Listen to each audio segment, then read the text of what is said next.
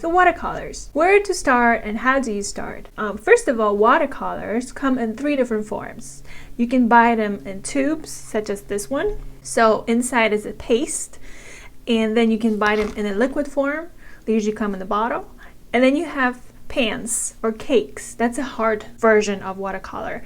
And then you just have to re-wet it each time. You always have to add water no matter what, unless you're using watercolor in liquid form and you're just going with that concentrated version of watercolor. But what's the most important thing? I believe is creating color swatches for all the colors you have. This will not only show you what your pigments will look like on a watercolor paper, but also you will get a feel of what's it like to dip your brush in watercolor and create the first stroke. So here's an example of some of my color swatches. Every time I get a new color, I get a new watercolors in general, different company, I test something new, I will always create color swatches on a watercolor paper, just so I know what they exactly look like on a paper. Because when creating swatches, you can see what watercolor looks like more concentrated and then less concentrated. So more concentrated means less water, more paint. And then when you have them less concentrated means you're adding more water to it. So when creating swatches, try to add more paint on one side, then rinse, wipe your brush, and spread the paint to the other side. So you have both versions, what your watercolors look like, more concentrated on the paper and then versus more diluted with water. Here's an example. Here's a spare sheet of my watercolor paper, and I'm going to demonstrate how to do swatches, just to give you an idea how you can do it all other colors. But this is your first step. So what I normally do, I would just grab a ruler and I would create squares. I'm just gonna create one square or a rectangular shape. Grab any brush, dip your brush in water, and then go for the color. This is Pyrrole Red by Holbein. So my brush is already wet. I brought water into this palette and I'm diluting this color. And I'm gonna start from the left side. I want the left side to be more concentrated so I can see what this color will look like. More concentrated, a little more paint, and I'll go almost to the half of this rectangular shape, and then I'm going to rinse my brush, and with that wet brush I'm going to spread what I already have and gradually just move this paint. But I also want to rinse my brush again, wipe it a little bit on a towel, and have a very pale wash towards the right side of this rectangular or square. So this way, once it dries, I will know exactly what this color looks like when it's more concentrated versus more diluted. And watercolors, it's more about transparency, and you're always dealing with the light, like you want to preserve the paper white for lighter areas of on your painting. So it's important to know what your watercolor will look like, more washed off versus the more concentrated. Now, while I am painting mostly with these watercolors by Holbein, it really is a personal choice and preference. It depends what you like. Some watercolor companies do add oxgall to their paint. So Holbein doesn't add oxgall to their paint, which means they're easier to control and the colors seem to be more vibrant. I started painting with these watercolors because one of my main things to paint is water, ocean, seascapes, and I needed those really concentrated watercolor for the effect, to create those layers. I realized how easy it is to control them, but that's the thing. Just because I'm painting with watercolors by Holbein doesn't mean that everybody needs to paint with them. For example, these swatches are by Quar. Some of the other watercolors I tried are, for example, by Schminke. Their watercolors are very whooshy like.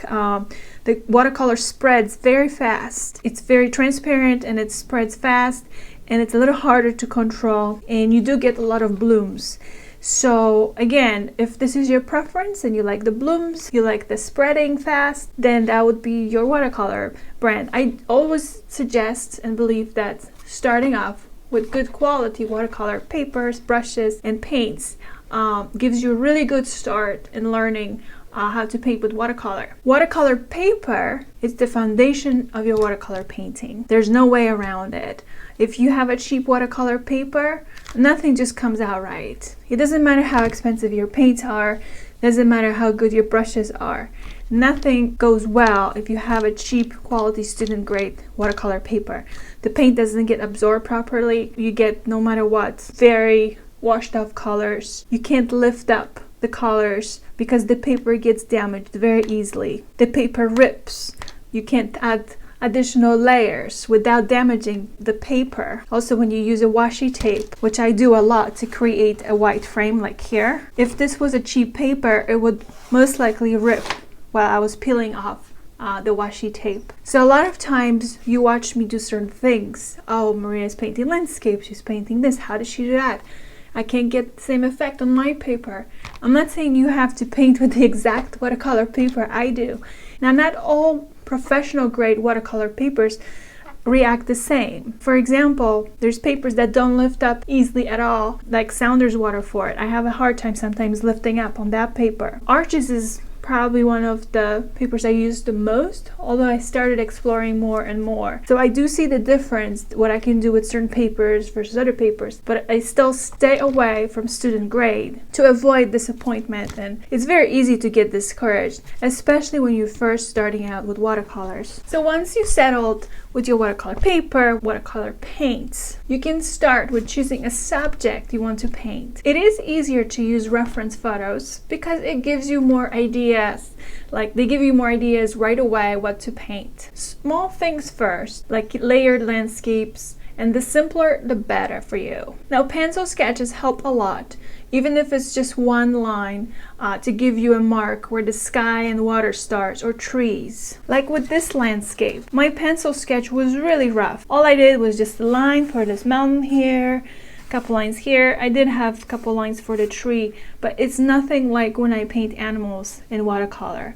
That requires a big sketch, like a detailed sketch, and I do take my time, anywhere between 20 to 30 minutes probably. So once you have your sketch, or you don't have the sketch, the next thing would be to prepare your palette. How do you prepare your palette for a painting? How to come up with all these colors? This is where your color swatches come handy. So all my swatches are hanging right in front of me on my wall. Those are swatches of all watercolors I have: Holbein, Schmincke, Winsor Newton. I mainly paint, like I said, with Holbein, so those are the ones that I focus on the most, and those take a big chunk of my wall, so I can see them right away. So whenever I have a reference photo, for example this one, this lighthouse, I start thinking of all the layers I have to create. Now with watercolor, it's important to remember that you go from light to dark. So you need to think ahead to preserve the white on the paper before you apply colors. In this case, we don't have much white, but we do have lighter tones, lighter colors. But whatever you have more light, think you want to use lighter tones, more water diluted with your paint. Sometimes avoid adding paint in that area at all. So you want to start with the lightest colors first, because once you have darks in, it will be really hard to make your painting lighter. So think light first, then colors, darker tones. And how do I choose these colors? It's about breaking it down into layers. It would be easy to say that this is just purple and pink and blue, but the thing is, those colors are created in a way. You break it down, like how would you create this graduation between purple to pink? So basically, when I have a reference photo, I keep going back and forth between my swatches and the picture, the reference photo, and I keep staring at it, like, what colors do I see? There's blue, there's pink. I would definitely mix pink and blue to create purple, for example. Then there's darker tones, there's a little bit of green, which it's hard to see because this is like an evening or actually sunrise. You create the color palette based on what you see, and you try to see colors within colors and what creates certain colors. So like I said, pink and blue create purple together when you mix them together. Now it all comes with practice too. Like the longer you paint, the more of an idea you have on what your colors look like on a paper and which color mixes work best, which of your watercolors are more transparent and the other ones might be more opaque, and then which ones become a little less muddy, for example. Like this picture with this reference photo, this already makes me think like how I would start. I would definitely do it wet on wet. Wet on wet gives me an effect that everything looks more blended, looks more smooth. But also because of all these yellows and reds, all the sun reflects towards this meadow part, this field. So this already makes me think of what colors I'm going to use. There's going to be some reds, some yellows. There's a little bit of blue. Because there is red and there's blue, these together will create a little bit of purple. Some of the purple that I will need over here for the mountain and so on. And then there's greens, darker greens. To make my green darker, I would probably add a little bit of darker blue like indigo. So these are all the things I start thinking, and while I'm doing that, I am trying to see, okay, what is this color, the yellow? What yellow could I use? It's a very warm yellow. I want to use cadmium yellow light, maybe permanent yellow deep, and so on. So once you have created your palette, you want to think how you're going to approach your painting. There's different techniques you can go about, but the main two are wet on wet and wet on dry. This is important to decide ahead of time because it does matter. When you paint wet on wet, colors again will look softer, they will blend nicer. When you paint wet on dry, you will have more vibrancy immediately, but you will also have hard edges. Hard edges are not bad at all.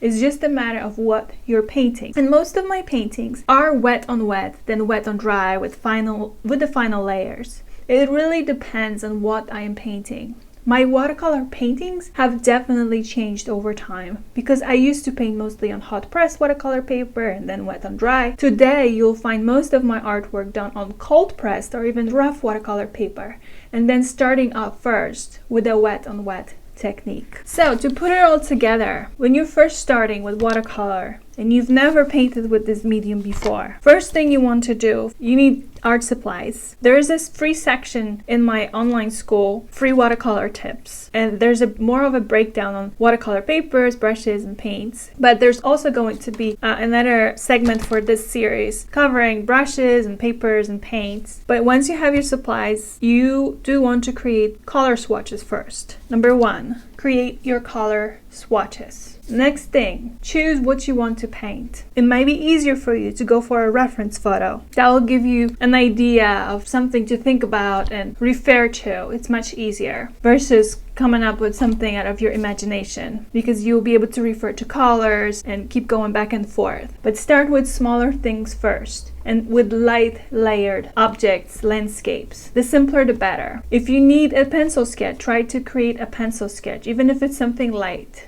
That will guide you through. Once you have a pencil sketch, it really is easier to figure out where you're going to place shadows, what areas need to be darker, and where you need to preserve more light. Next thing, you want to prepare your palette. So you want to have a palette, doesn't have to be like this one, but you want to prepare a palette with colors. I line them up. Basically, I start with darks from the left. There's my neutral tint, indigo, Van Dyke brown, burnt sienna, but it all depends on what I'm painting, what colors I need. So I usually wash this part off and I leave the paint on sides. And I keep moving. Like here's all the greens and blues because I mix some of them together. I want them to stay close. So you prepare your palette and you want to break down your picture, your reference photo into layers.